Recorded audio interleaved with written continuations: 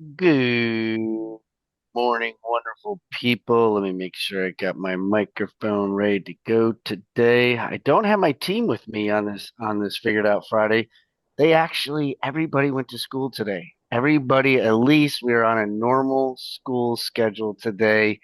That's been a real fun week this week with everything. So, and my former wife is on her honeymoon, and it's been chaos, but we've been having fun. We've been having fun. Two dogs, three kids, a partridge, and a pear tree.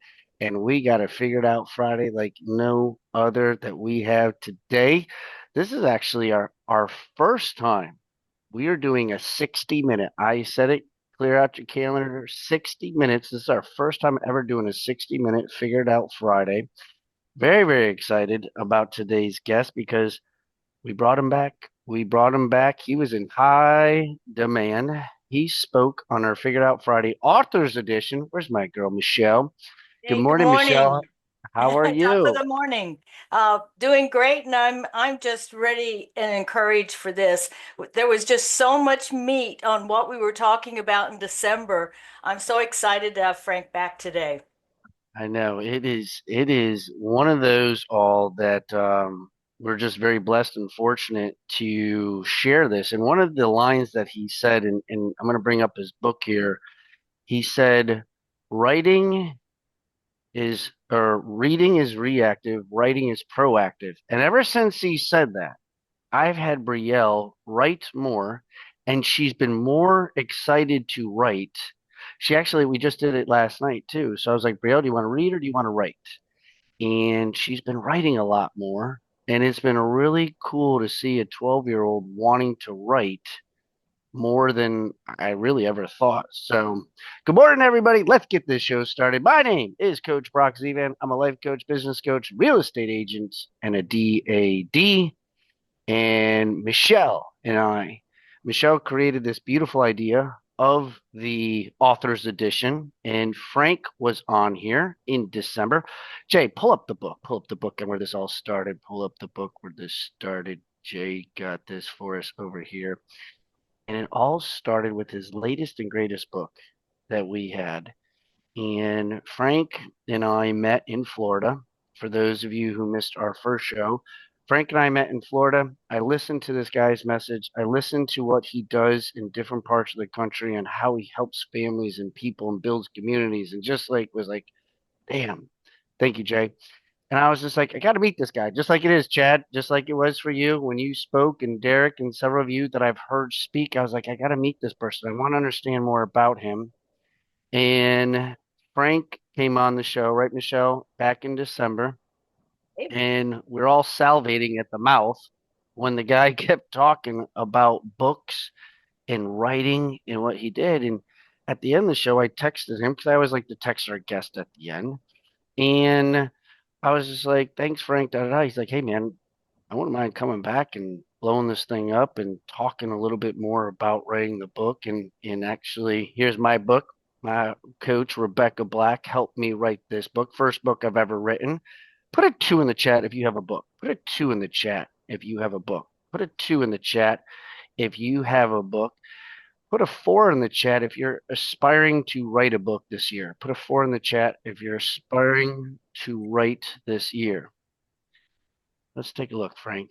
And while they're doing that, let's welcome to the stage. Let's welcome to the main man of why we are all here for these next 60 minutes, why we all come together. Put some fives in the chat, put some loves in the chat. Give a warm family welcome to our main man, Mr. Frank McKinney. Good morning, brother. Hey, Brock. Good morning. Good morning, everyone. I, you know, many people know me as this guy who creates these oceanfront homes on speculation that I did for 30 years. And also we build self-sustaining villages in Haiti where we just completed like yesterday our 32nd self-sustaining village in the last 22 years, caring for over 14,400 children that were eating dirt flavored with bouillon and lemon juice. But my first book came out uh, 23 years ago, and I never aspired at the beginning of my even young childhood to be an author. I had a 1.8 GPA coming out of high school. That would have been a 0.8 had it not been for creative writing and math.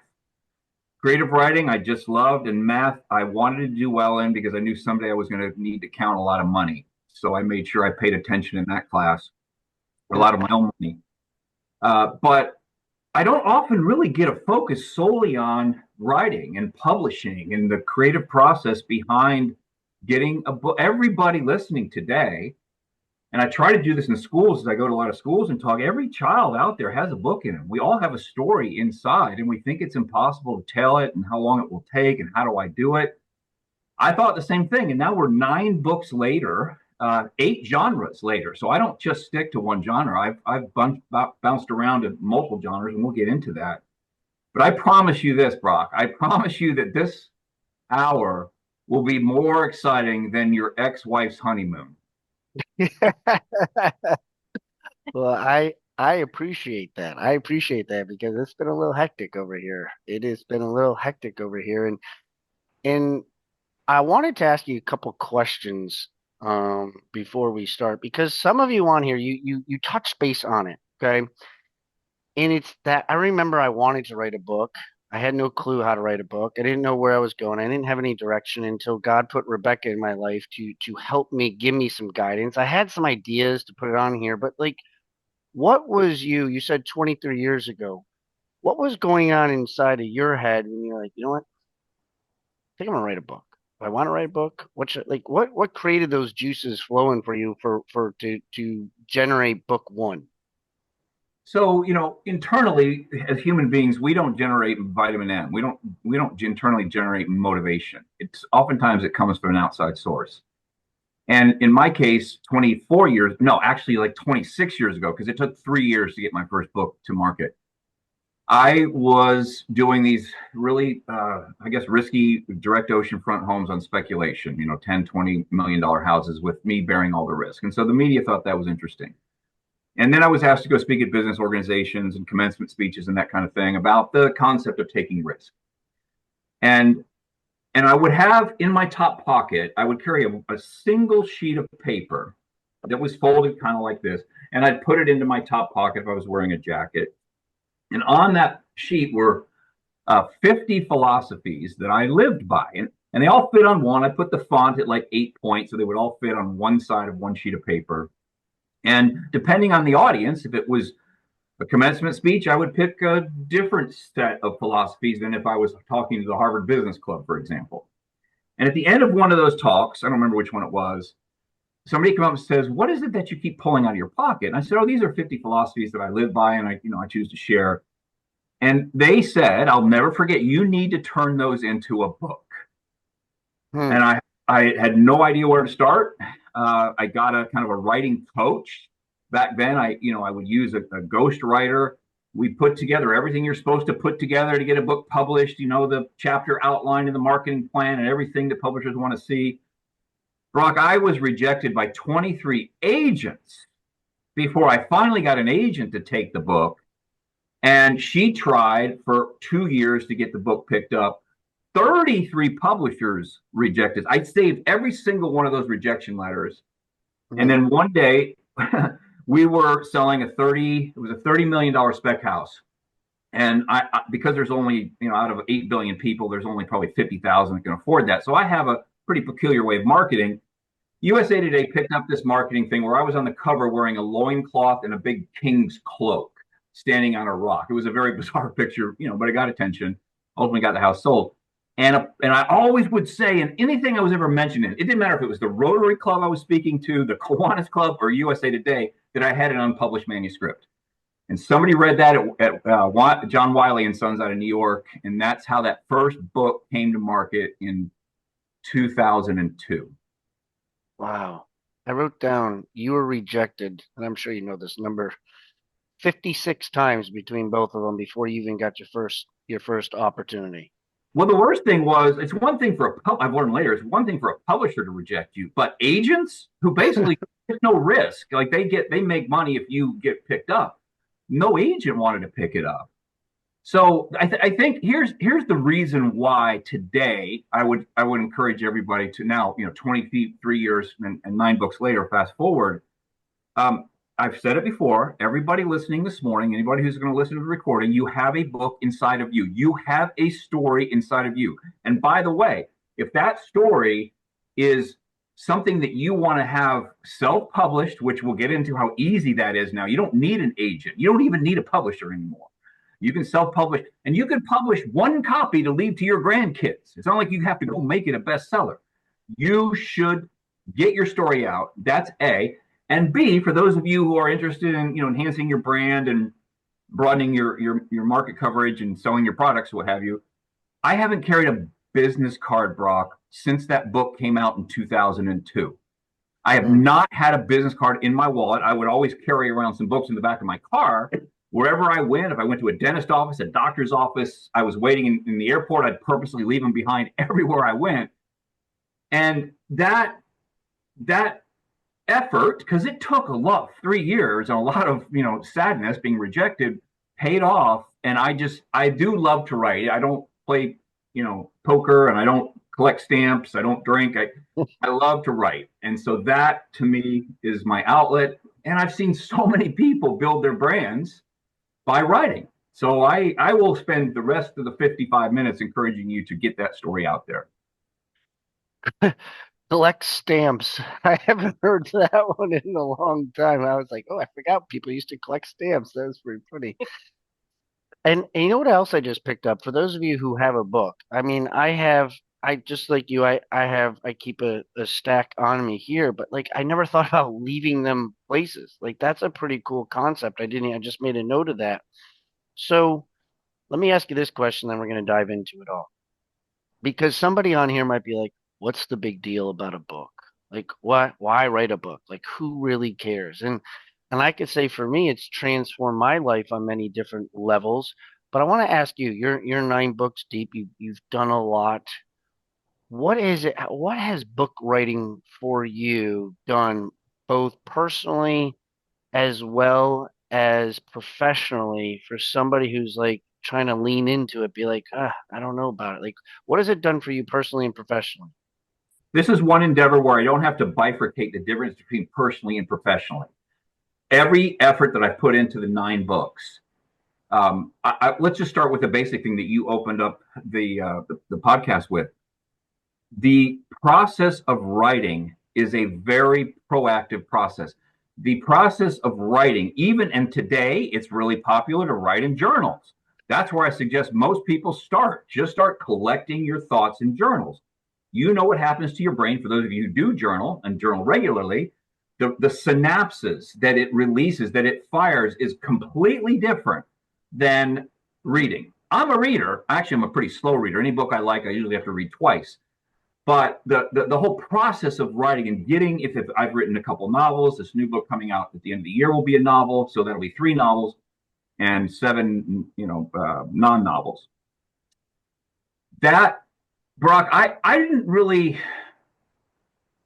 just in the business I was in, I think the most expensive spec house we had done was 10 million or something. By the time I had got my first book out, we were up to 30 million. The biggest one I did was 50 million. What did it do?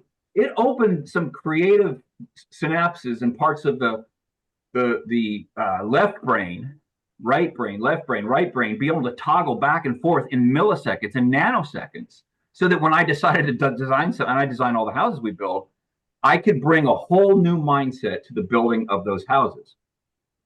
Second thing, and this is for the enhancement of your personal brand. If you look up the definition of author, it's a derivative of the word authority, right? So if you are an author, and I've written of the 9 books, 2 of them, remember I said 8 genres, so I repeated a genre, 2 of them have been real estate books. Kind of know that. My first book was a philosophical book. The publisher said, that's great, Frank, it's done very well, but you're a real estate guy. You're not a philosopher. Please write it's a real estate book. The street cred, if you will, back then was worth a ton. The fact that I was a published author, not a self-published author at that time. Now it doesn't matter if you're self-published or you're published by HarperCollins or what have you. So just know that calling card that Brock held up, that I'm holding up, that will be your new calling card, and you will be considered an author, an authority in whatever it is that you choose to write about. That will forever change your life, regardless of how many copies you sell. No, 100. It's so true, and I like the word authority that you have. And when you say you're an author, it's a feeling inside too, all for self-confidence too, and what you're doing to in a mindset type of thing that you achieve something, you accomplish something. Writing a book all is simple if guided correctly. If put in this is an opportunity for everybody on here today in some capacity, in some way. So that being said, Before we jump in, you just said something really important. Writing a book is simple. Now, most people are going to say, "Oh, it's not simple. It's very difficult." Let me tell you how easy it can be for those of you who can become disciplined, who can have some self control when it comes to your time, which all of us can. We're masters of our own mind. A typical book today in 2025 that people have the attention span for. Remember, our attention spans are super short. They're not what they used to be. Is 180 to 200 pages. So, although some of mine are much longer than that, if this were 180 pages and you made a commitment on February, what is today, 21, to write a book by the end of the year, that's almost 365 days. If you wrote a half a page a day times 360 days, what is that? That's a 180-page book. If you only wrote a half a page a day, that's a couple paragraphs. Now, some days you're not going to feel like writing. Some days you're going to write 5 pages in a day. You can do that. You want to set a, I call them aspirations. I don't set them goals. I don't call them goals, because an aspiration is this otherworldly burning passion to create a legacy and pursue your professional and spiritual highest calling. That's an aspiration. So I'm not motivated every day. I'm not inspired every day, but I never lost the aspiration to be a best-selling author. You set the aspiration of January 1, 2026, and you have a lot of internal dialogue going on that's going to fight you or comply with you as you try to get that done. Make a commitment today or whenever you decide to make the commitment that whatever the internal dialogue you're having now, it's going to be devoted to this book, your first book or your second book, or however many books you have written. Next year, there'll be a new internal dialogue. But it is, if you just write a little bit each day, and maybe you say, okay, Frank, I'll do it in 2 years. It'll take me 2 years. That's a quarter of a page a day. Anybody, you do that in your journal. That's how easy. Then we can get into how to design the cover, how to go and get it self-published, or even if you want a publisher. But the first part is to get the book written. I don't believe what a lot of publishers will say is just give us an outline, give us some sample chapters. I always write the whole thing.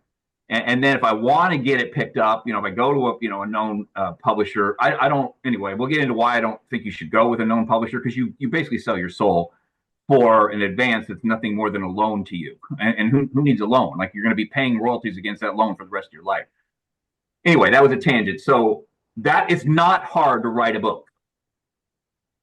Frank, can I say something here? Yeah.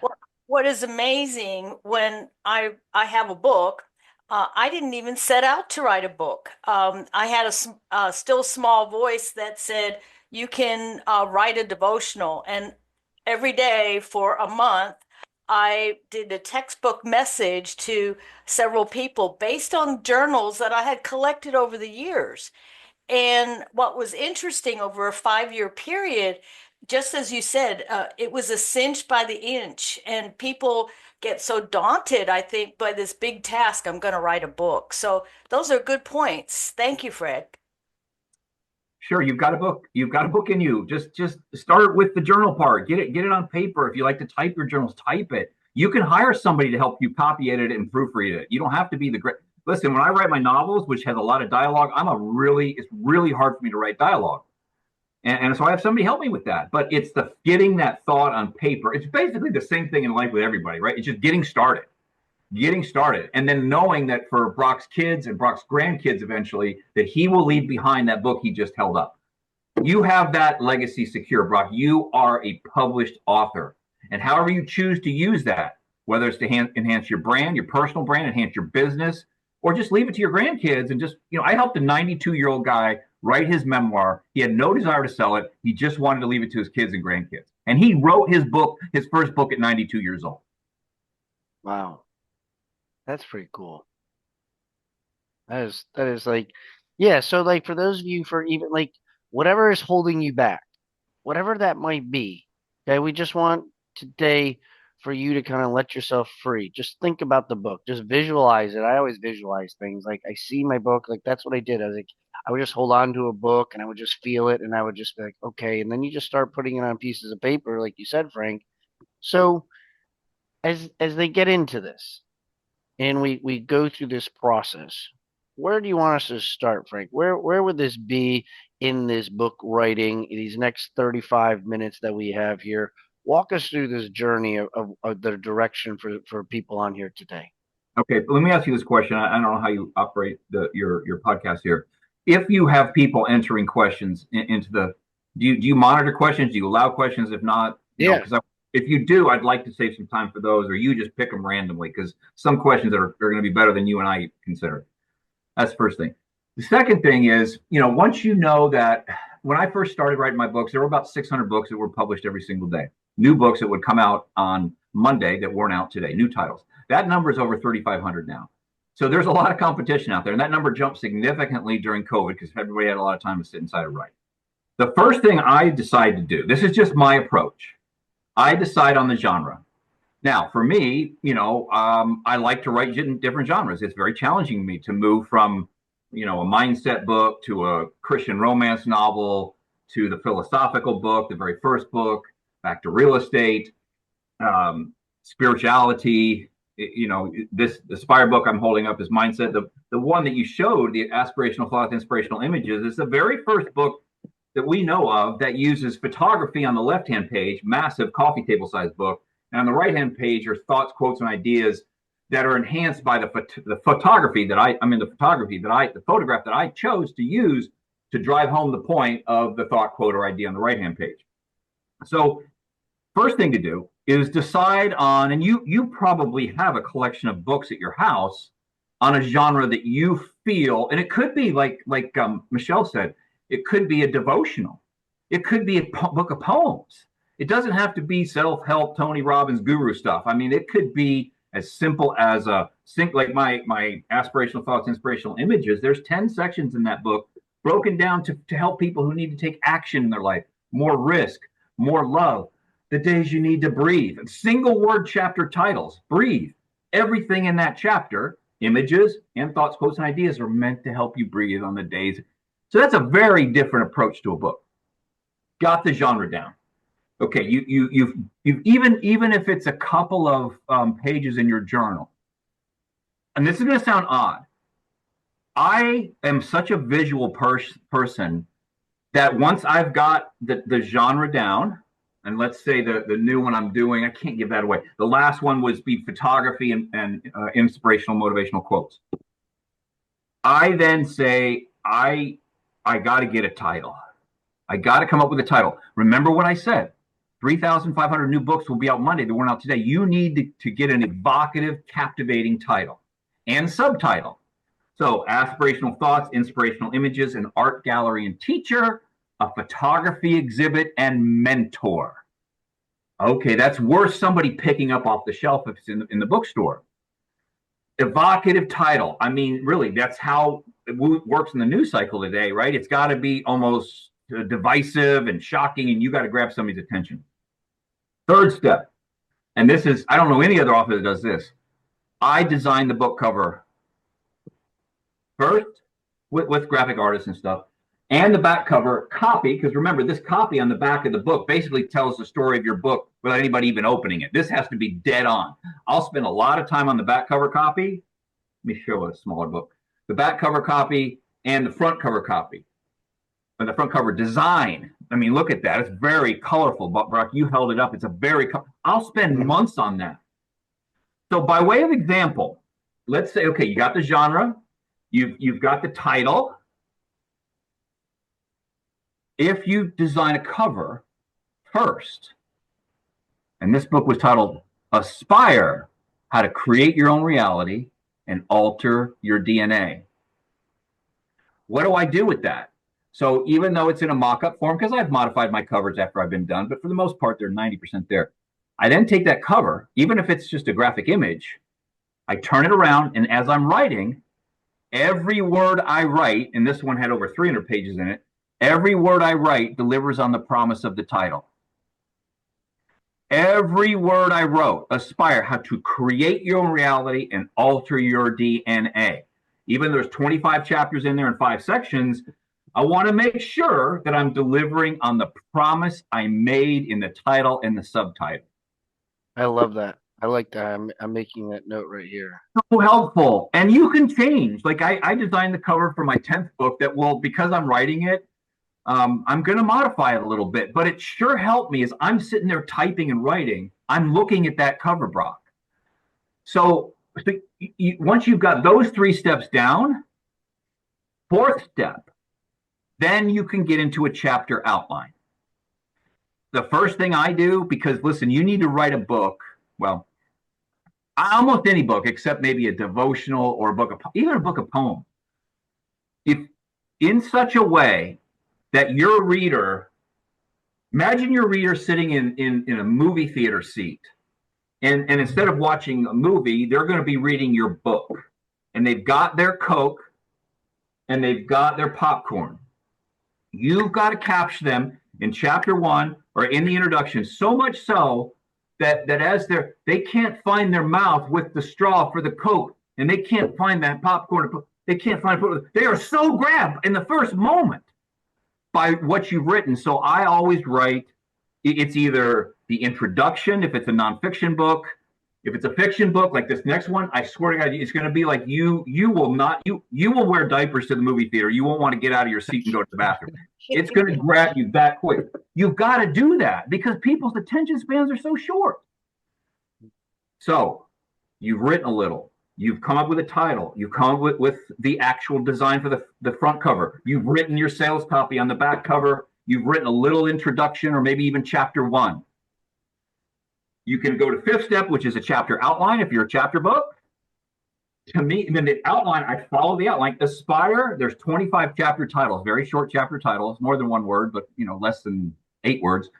I had all those chapter titles written down, all 25 chapters titles and the 5 section titles. And then what do? I deliver on the promise of the chapter title.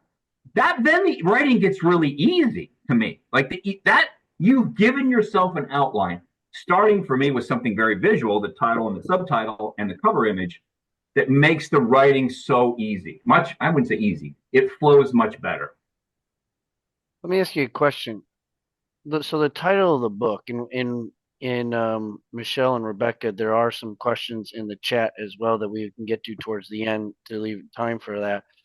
But that image or that this right here, did you talk to anybody? Did you say like, hey guys, this is the cover. I want to get your thoughts on it. Did you go through that process? Because maybe like I remember doing mine, and it was one thing, and then Rebecca's like, hey, I think we need to look at it like this, and we were trying to, there's different things like you said with the title. So for those who are overthinkers on here, and that was one of the questions John had, like, can this be bad? Can you do something terrible and still be okay with the book? But like, is there a such thing as a bad cover? Is there such thing as like you might want to ask other people? Like walk through, because I obviously that the title and the cover is very, very important. What's that process like for you when you're like, damn, that's good. That is it right there. So Brock is a great one. There's awful covers. You have to have a title and a cover and sales copy that's so evocative or provocative, if that's your choice, that you could make this a bestseller if every single one of these pages was blank. Like you got to grab them from cover to back and whatever your sales cover is, your sales copy is, before you even put the stuff on the inside. That's how important. And a bad cover will ruin your content. Your content can be fantastic, but nobody will get to it because your cover's horrible. I'm not a born author. Nobody on this show is a born author. So a team. Graphic artists. I've used guys that have designed movie posters for best like blockbuster movies. My spiritual book called The Tap. If you look at that cover was done by the same guy who did all the promotional material for Passion of the Christ. Because that that movie, if you ever saw Passion of the Christ, it was a very graphic movie about the life of Christ and his ultimate crucifixion. And I'm like, I want that. I want many of my book covers, especially my novels, I design them like movie posters because I want the cover, I want the color, I want the reader to feel like, man, that would Frank that. Even if this is a mindset book, that would make a great movie someday. So you find and I'm happy to share who I use as a graphic artist, my cover designer, my collaborator, which is a fancy word for a ghostwriter that helps bring out the best in me, and I bring out the best in her. As a matter of fact, I brought her back after 25 years to help me with book number 10, she helped me with book number 1 25 years ago. So and then you have a copy editor and a proofreader. Now, if you go with a publisher, they'll have in-house people that do all that stuff. But you can sort all that stuff, and you just focus on your message. That's really exciting, and thank you, Frank. We have a bunch of questions here, and one of the things is, what would you do differently than when you initially started? I would have not doubted myself for all the years. Listen, I didn't start with doing $10 million spec houses. I was flipping $50,000 crack houses. When flip was a word used in gymnastics, it wasn't used in real estate. So, I had a concept back then that I felt like the American dream wasn't meant to be rented. The American dream was meant to be owned. And here I was taking people out of rental situations and selling them the American dream, and their first, last, and security was less than, their down payment was less than first, last, and security. And I had an idea to write a book. The American dream was meant to be owned, not rented. This was when I was in my early 20s doing, flipping crack houses. And I was terrified that I just, I didn't go to school. I had a terrible GPA. How am I ever going to, I waited, Michelle, that would have been over 10 years before I had enough courage. And somebody came up to me and said, Frank, those 40, 50 philosophies in your top pocket, by the way, that first book was called Make It Big, 49 Secrets for Building a Life of Extreme Success.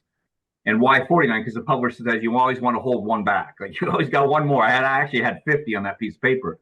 But it took somebody, like an older version of me that came up to a younger version of me to say, Frank, you need to turn that into a book. So I regret not starting sooner. Yeah. Yeah, I think that's a lot of the regret that many authors have. And years past, people said, you really need to write a book. So I encourage all the authors out there to get started. We have some other questions here. And one that John Lyle brings up, is there a possibility of damaging your brand while writing a book about your story, especially when the story isn't all that good? Who was that, John? Yes, John Lyle. Let me see. I can see all you kind of, but I'm looking on a small screen. Where's John? John, is your face on here anywhere? I don't see you. Okay, we'll keep you anonymous. Let me tell you what sells today. That John's on Facebook. Okay. All right. So John, remember, let's go back to the reference I made to the definition of author as a derivative of the word authority. So many authors kind of come off as haughty and like they know it all. And people kind of, they look up to authors. They do. They look up to an author because you've done something that very few people have done, is published a book. And most authors kind of revel in that. They like it. Well, I'll tell you what, that doesn't sell. The guru on a pedestal doesn't sell. What sells, and I want you all to remember this, and it doesn't matter if you ever write a book, this sells period in life. Do you all know what an all-terrain vehicle is? Just your hand. Yes, an all-terrain vehicle. Do you know what the acronym for an all-terrain vehicle is? The 3 letters, if I were to shorten it and tell you to go out and ride your ATV.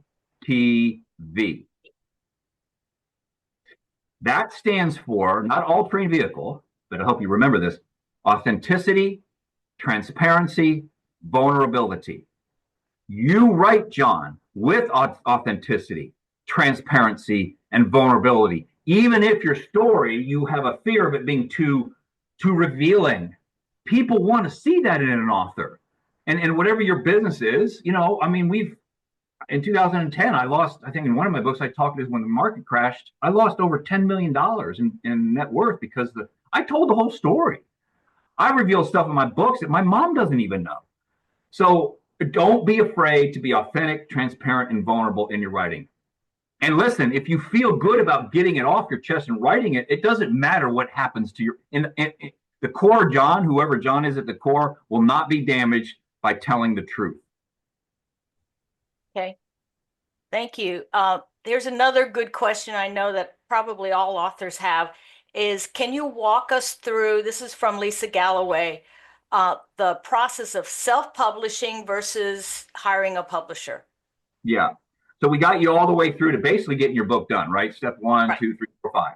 We won't need to do that again. So then you've got a manuscript. It's not even inside of a book cover yet, but it's a manuscript on, in Adobe. But you have the image and you have the back, and then you say, okay, I either go and shop this to a publisher, which they won't most likely take it direct. You're going to have to find an agent to go that way. And you can do that. Let me tell you the benefit of that. The benefit of finding an agent and going through the traditional publishing route is you really have to put out no money. They will do all the copy editing and the proofreading, and they'll want to take your artwork and change it. But the truth, once I understood the business of publishing, within the four corners of this book is a business. It is a business. In the publishing world, your editor will take 20 books, they'll throw them against the wall, and 2 will stick. You will get I sold a bunch of copies for my first book. The second book with the same publisher, I got no support whatsoever. I love Wiley for giving me the chance. Those are the 2 books I can't buy back from my publisher. I own the rights to 7 of my 9 books. I bought back the rights to others because I want to do my own thing. So the benefit is, and you will likely, if they like what you've done, they'll give you an advance. But mind you, an advance is a loan. It's not you get to keep it. Of course you get it. Well, actually, the fine print reads now, if your copy sales don't make up for the advance they gave you, you have to give the balance back to them sometime in the future. Well, I realized I don't need a loan. And I'm willing to take the risk. Meaning I put up the money to get a collaborator, to hire my own copy editor, to hire my own graphic artist. So now I'm ready to go self-publishing. And there's a reason I bought the rights back to 3 or 4 of my books that were published by HCI. HCI, another great publisher, Chicken Soup for the Soul publisher. They had my books. I bought the rights back about 2 years ago. Is the royalty rate, even if you get somebody that's going to publish it for you, is 80-20. I mean, you might get it to 75-25 if you've sold over 10,000 copies, which so few books sell that many copies. You will have control over it. Now, I'm going to make it real simple. Let's go back to that PDF that you have, the Adobe PDF that you have. You then go to, it could be Lightning Spark or KDP, which is Amazon's self-publishing entity. You format your book to their formatting. They're limited in some of the, I couldn't put raised letters on a cover, which I used to always do, and I've spent a fortune on custom covers with my publishers before. And the reason I self-publish through Lightning or KDP is just another word for Amazon's publishing entity. How many books are sold by Amazon every year? 75%, 72% or something. So if as long as you can format your book, which even this monster book that's a coffee table book with, imagery on one side, photography, the full bleed photography, and very little copy, thoughts, quotes, and ideas on the other page, Amazon was able to do that. KDP was able to do that. And the royalty split is the opposite. Instead of 75-25, meaning 75 to the publisher, it's 75 to you and 25 to the publisher. You have to pay for your books, but the cost of the book, like if you can sell some copies yourself, like I do a lot of public speaking and I'll sell copies myself. Like this book that we sell for, I think 29 or I don't know, 24 or something. I could probably get this thing printed if I commit to 1,000 copies for like $4. I mean, imagine your margins there. So it's not hard to do, and there is actually books that you can buy directly from Amazon, how to publish a book, how to self-publish a book. And one of my ghostwriters actually wrote a book like that, and it would, in my suggestion, if you have a little money to invest, even if you don't, you borrow it, because if you go the traditional publishing route, it took me 4 years to get that book published, and I got no support. I had to pay my own PR people, and so I hope that answers how to go from Adobe manuscript PDF to KDP or Lightning. Lightning Spark will get you a little bit more distribution outside of Amazon, like the bookstores, and we usually do both. So there's a long answer to your short question. Yeah, we've had so many people, I think, that they may even have the book written, but they're so afraid, that fear factor is at the point that they don't really know what step is the best step to go next. And Lisa Galloway said, don't overthink it. It's just start moving. It's like getting an airplane taking off. You start going in that direction, and soon it'll elevate and be processed. Well, remember, there's this famous saying out there that I totally disagree with. For those of you who are thinking about writing a book, or you've got something in your mind, or even you got a manuscript on paper started, and there's fear. There's fear associated with moving forward. And then you'll say to yourself, oh, I'm afraid of the unknown. Like, I don't know what's ahead of me. I'm afraid. You know what? You can't fear something you don't know. How is it possible you fear something you don't know? You know what you're afraid of? You're afraid of leaving the known. You are afraid of leaving what you know, your cubicle, your 9 to 5, whatever it is. You can't be afraid of something you don't know. You're afraid of leaving what you do know. And what you don't know is unless, like I did, I'm still learning. Like, man, I'm still learning. Every time I publish a book, we try something new that hadn't been tried before. But I will never be the very first passage in my new book, Aspirational Thoughts, Inspirational Images. You're going to have regrets in life. Let me rephrase that. If you're going to have regrets in life, semicolon, which you will, regret what you did, not what you didn't do. Some of my books I've tried haven't sold, more than 2,000 copies. They were bombs. But I tried. I tried that genre. I wanted to give it a go in that genre. I don't want to sit on my rocking chair on my porch at 85 years old wishing I would have tried a genre, tried something. I'll regret trying it and wasting the money on it, but at least I did it. Regret what you did, not what you didn't do, and don't be afraid of leaving the known.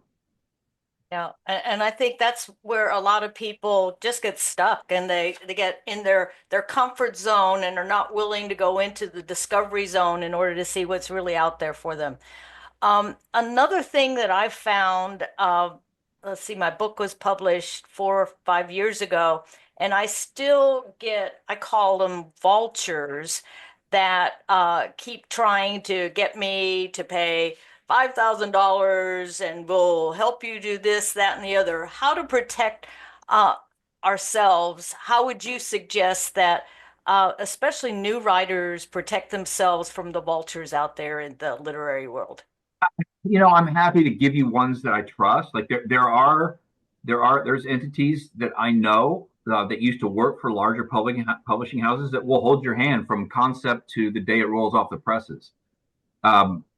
And those can be very expensive because they're predatory. A lot of them are very predatory. So, if you need that one-stop shop that will help you from beginning to end, there are such a thing. But I mean, if you have a little common sense and you follow the 5 steps I laid out, you'll have a very, very rough manuscript.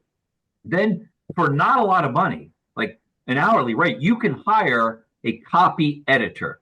That's the first thing your book needs to be done. It's copy edited. It's different than proofreading. A copy editor, the main difference between the two is a copy editor is invested, like you, in the story that you're trying to tell, and he or she's going to help you make sure that the way you express that story, or the words in the story, is eloquent, is easy to read and understand. A proofreader has no interest in your story whatsoever. They will not even know what your book's about. They're simply looking for sentence conjugation and spelling and grammar and punctuation and stuff. So you can hire those on an hourly basis, which I do. And then I then have a tight manuscript, and then I'll send that to Lightning Spark or KDP. Okay. Frank, do you mind sharing how much you pay for that copy editor and your proofreader for people on here who may be looking for those? So a proofreader they're like frustrated engineers. They're kind of anal. They love sitting in front of a screen all day. Almost like like a bank auditor. I'm not saying they're the most exciting people in the world, but I'm trying to think like $25, $30 an hour. And if you're not writing, like a Harry Potter 800-page book, they get through that stuff quick. Now, a copy editor is there's called a Chicago Convention of Writing, which most authors will follow the conventional. There's two different conventions of writing. Chicago is one, I forget the other. You'll follow that. Now, a copy editor would be more like, if I'm wrong, I will get the right information through Brock. I think they're about $50 an hour because they're invested in your story. And there's a lot of back and forth between you and them based upon stylistic use of words.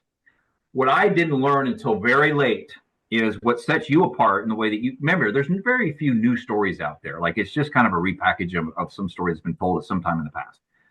You never lose your voice. Whatever like, my voice is a little bit more edgy. It's a little more street. It's a little slang. Matter of fact, my voice in my book has kind of transformed into kind of how people read and talk on social media, because they're so used to that. Like, I'm going with shorter paragraphs now, where it used to be in a book, it's a really long paragraph. That's how you read social. I post a lot of content, but I know how to cut it up so I keep you reading to the end. I'm writing my books that way. So, but on the copy editing side, I have paid too much money because I kept forcing the copy editor to keep my voice, quit taking my voice out of it and inserting the Chicago conventional style of writing or what have you. But there is a ballpark of hourly rates that you would pay somebody. And, on the graphic art side, like a good cover, I hired a Hollywood guy to do even this color. He did my spiritual book, the one of the tap. He did Aspire. Like, I want movie posters. I had wanted movie posters for book covers. And you don't have to pay the top guy, but I was paying like $4,000 for that. A lot of back and forth, months and months of back and forth. And then if you have a collaborator, which is a fancy word for ghostwriter, I don't like to use that, because anytime I collaborate with somebody, I give them credit. I don't hide behind it. Like, you help bring out the best of me. You're going to be either on the cover, or I'm going to put you in the acknowledgement section. I'm not going to hide the fact that I needed help. That person, a full 180-page to 200-page book, less than $20,000, and you're going to spend a year with them. Because I will tell you, no matter how efficient I am, and I know the process, for the women on the broadcast today, you can bear a child in 9 months. I think it's a hippopotamus or an elephant that takes about 15 months to bear offspring. That's what it'll take you to get your first book out there, your 7th book out there. It is a long process. So you've got to be married to that team for all that time. And then the marketing starts. You want to set yourself apart from those other 3,500 books that will come out on the same day yours does. Yes, I love that so much. And there was one more question, Michelle. I don't think that you saw this, and it was from Angel Joyner. And I believe she's coming in on Facebook. She says, my book is written, but I'm nervous about publishing it. This is a collection of my deepest, darkest secrets. So I don't want to hand it over to a publisher that creates another thing to write about. And I think that you kind of started touching on this about having like no regrets, being authentic and transparent. So what would you recommend to Angel? I think it's a good intuition, Angel, that you don't want to turn that over, because I don't want to use the word predatory, but remember, the publishers are in the business every day, all day, and we aren't. I mean, unless you're just like, every book I sell provides about 15 meals in the orphanages that we build in Haiti. I make no money from our book sales. So one book provides 15, 20 meals for kids who are eating dirt. In the publishing business, they don't care about that. They don't care who gets the money. They want to make money. So if they see something in your story, I'm open-minded. I would be open-minded to somebody who saw something that might want to change the direction. I would listen, but you have the ultimate say. And what was her name? Angel? Bill. Yes. Angel, they can make a suggestion to you, and it might come down as an ultimatum.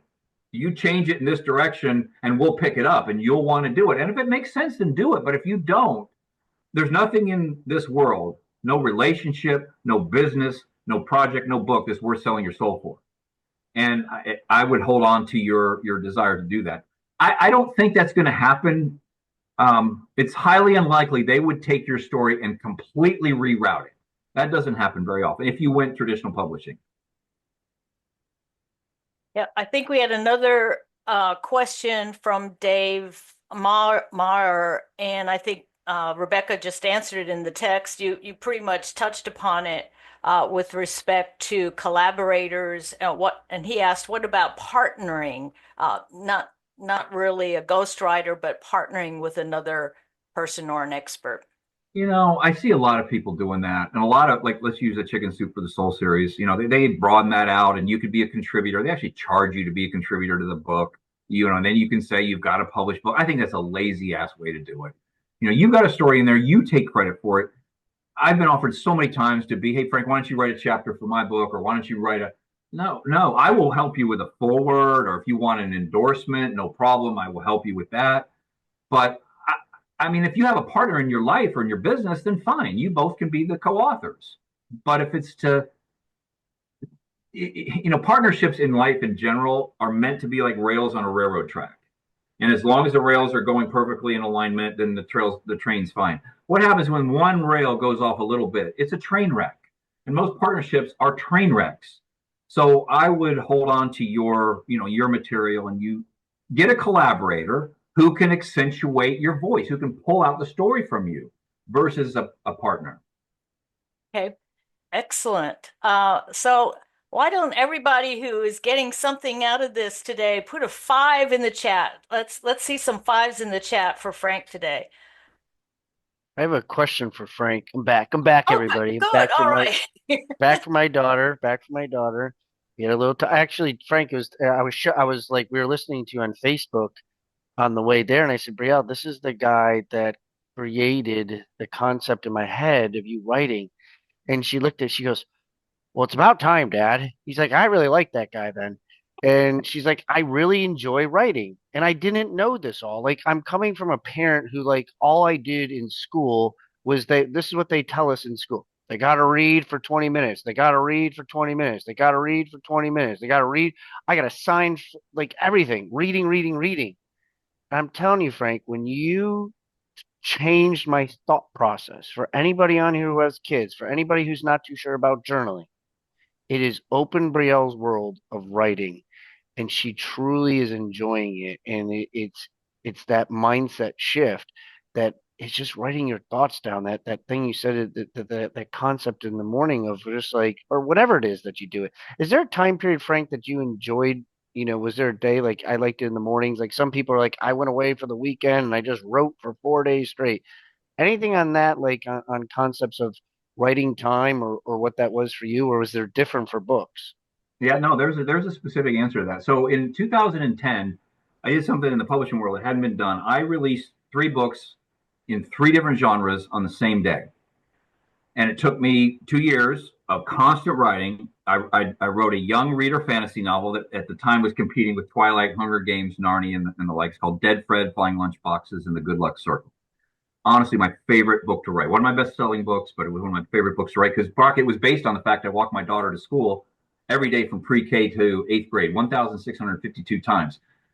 I walked her to school. Never sat in the backseat of a car for 10 years. So I turned that into a novel. So that was young reader fantasy. Then I wrote The Tap, which is a spiritual book. Then I wrote Burst This, Frank McKinney's bubble-proof real estate strategies, basically how to make money in real estate. Releasing all this. So what did I found that my most creative time was in the morning. And that's when I wrote my young reader fantasy novel. When I was writing my real estate book, when I was at my real estate office and I was in the real estate mode, I wrote, parts of my real estate book during the day. And then at night, when I might be in my Bible, reading passages in the Bible. I'm a Christian, and I love reading the Bible. I read it every single day. I would write my spiritual book, The Tap. So it depends on what genre you're writing, what area of the brain is engaged at certain times of the day for you, and you've got to pick that sweet spot to write that genre. For those that are thinking about genre, like how does one know, or where would you put? Is it just how you're feeling, what's going on in your emotion? Because like when I hear you say that, I'm just like, I wonder what mine is. Like, what should my next one be? Like, where would you guide me or somebody on here who's trying to figure out their next genre? Like, what would you tell somebody like that? Well, for you, Brock, you have an audience and you have a growing audience. I start, I've worked with a few aspiring authors to really come up with that killer title. And in your case, your name is different. Your name, it's like I would do, instead of brick by brick, it's Brock by Brock, how to become Z-Man or something along the line. Like you just take a play on words and yeah. And then you be like, to me, I think that's now the fact that your daughter is enjoying reading, getting through to parents. When I wrote a young reader fantasy novel, every novel, by the way, for those of you thinking about writing novels, is the seed is born in some form of reality. So I walk my daughter to school every single day for 10 years. What a great novel. We walk through this nature preserve in our backyard, past an eerie like rainforest, across a rickety old drawbridge. And I codified every single of those walks into this adventure. So, you go with the obvious, Brock, which is you have an audience that you want to continue to grow. You are in real estate, but show the soft underbelly side, the authentic, transparent, and vulnerable side of Brock. That's what people want. They don't want the guru on the pedestal anymore. They want somebody who, you just got done driving your daughter to school and you had the conversation about writing. That kind of thing will resonate because you've got to set yourself apart from the other 3,500 books that are going to come out tomorrow that went out today. I love that concept. And when I was driving the ATV, Rebecca shares a lot about that with me as well when it comes time for writing and social media and sharing your story, because that's what it's all about. They want to see like you're a relatable person. Like you are, that was the cool thing I loved about you is hearing your story is like you're relatable, you're approachable, like you're not somebody like I don't even know if I'll ever get to talk to that guy. And to be able to hear you open up and all that's what I heard. And hopefully today you're hearing that same message that you all do have a story in some capacity. And I shared it with you all. Like God gave you a gift to share it to help somebody else out. Like I wrote down helping parents with writing. I was like, you know what? That's a really good concept. That's a really good idea because a lot of parents all we're told is it's read, read, read, read, read, and that really opened my brain up. And it's just having conversations like this. Just remember, Brock, everybody on the show today and on your future shows and prior shows and anything that anybody who's listening and touches people, I'm gonna give you a life mantra that happens to be a Bible passage. If you're not into the Bible, just think about it as a life mantra. If you're into the Bible, it's a Bible quote. To whom much is entrusted, much is required. To whom much is given, much is expected. You, at your stage of life, have had life experiences that can benefit others. That mantra, to whom much is from Luke 12:48, if you want to look it up in the Bible. That is something that if I might look like I have a tattoo. I don't have a tattoo, but if I were ever to get a tattoo, that would be something I would get because you, I, and everybody listening to this in the future have been entrusted with some gift in excess of your neighbor. And that gift was not meant to fill your cupboard with more food, your closet with more clothes, or your garage with more cars. It was meant to share with others who will likely not succeed at your level at what you do. So to be a responsible steward for the blessings God's given you through that passage, to whom much is entrusted, much is required, to whom much is given, much is expected. And why not take that? Because somewhere, everybody listening to this, maybe I touched a nerve and say, yeah, I have this, put humility aside for a second. I have this special gift and I want to share that gift. What better way to share it than in the four corners of a book? My last question before we let you go. Before we Oh, let him go, one thing that I wanted, Christian brought this up. Uh, Frank has a very exciting event coming up, and we want to all encourage you, Frank, is the Badwater 2025. So I just wanted to say, uh, you're all at it. I would never do it, but we're here encouraging you on. Thank you. I think you should put that in context. What does that mean? Well, the Badwater 2025, if anybody has looked at it, it is just a really incredible, I don't know how to even put it into words, but I'll do it for you in about 2 okay, seconds. okay. The Badwater 135 is the toughest foot race in the world according to National Geographic. It's run in July in Death Valley, California, in 130-degree heat, nonstop, over 135 miles, where the pavement is 200 degrees hot enough to fry an egg and melt any runner's shoes. Since 1987, and when the race was started, 1,090 people have finished the race. To put that in perspective, since 87, 6,000 people have summited Mount Everest. So 5,000 more people have summited Everest that have finished this race. That's how tough it is. Invitation only. I have finished it 7 times. I'm attempting to be the 8th person to finish that race 29 times or more. The tough part's going to be, though, Michelle, of the 1,090 finishers, only 5% have been my age or older. I had double knee replacement a year ago. I went through a life-threatening disease, chronic myeloid leukemia, that I vanquished between 20 and 23. I haven't been to Badwater in 6 years because of all those things. But I never lost the hope. I never lost the aspiration that someday I would return to a place that means so much to me. And on my 20th anniversary, my first race in 2005, I will be back. And oddly enough, they've changed the cutoff time, the finish time. I will have to run faster in 2025 than I did when I was 20 years younger to meet the cutoff. So, the lesson, here's the lesson. Do you think that's crazy? And it is crazy when I first heard it. Here's the lesson. What's your life's Badwater? Maybe it's a book. When I say that, when I just reference what the Badwater race is, insurmountable, incomprehensible, and impossible. Running that far in that kind of heat and those conditions, nonstop, no way. Okay, you don't have to do that, but you have your life's Badwater, whatever that metaphor represents. Pursue the incomprehensible, the impossible, the insurmountable. Say yes rather than no. I did, and I hope that in July that I'll see that finish line for the 8th time.